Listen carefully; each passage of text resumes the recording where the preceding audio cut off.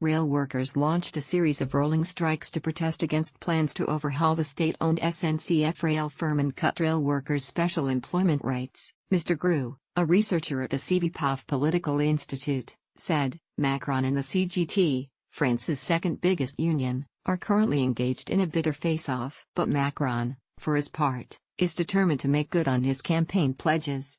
As a result, strikers, unionists and the government have become engaged in a fierce power struggle. The question is, who is going to back down first?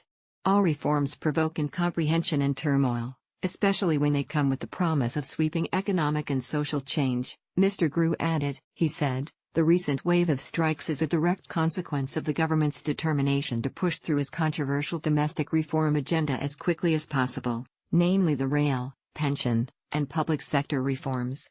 But all reform provokes incomprehension, misunderstanding and resistance. These are all quite logical reactions. The government knew it was taking social risks by plowing through its reform agenda. It is hardly a surprise that its plans have kicked off a series of nationwide strikes.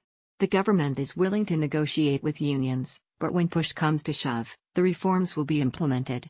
French workers launched a series of nationwide strikes on Tuesday, threatening months of travel chaos and the fiercest display of resistance yet to Mr. Macron's efforts to reboot the French economy. Getty Railway Workers Union start a three-month strike movement against the French government. Getty protesters of trade union SUD demonstrate against the breakup of the public railway in Paris. France's four main rail unions plan to strike for 2 days out of every 5 for the next 3 months, a total of 36 days, to protest against the government's plans to overhaul the state-owned SNCF rail company, which is some €45 billion, £39 billion, in debt. The centrist government also plans to scrap rail workers' special employment privileges, including job-for-life guarantees and early retirement. Millions of French commuters suffered a second consecutive day of travel disruption on Wednesday, with only 1 in 7 high-speed TGV trains and 1 in 5 commuter trains running. Around Berger, the Secretary-General of France's largest private sector union,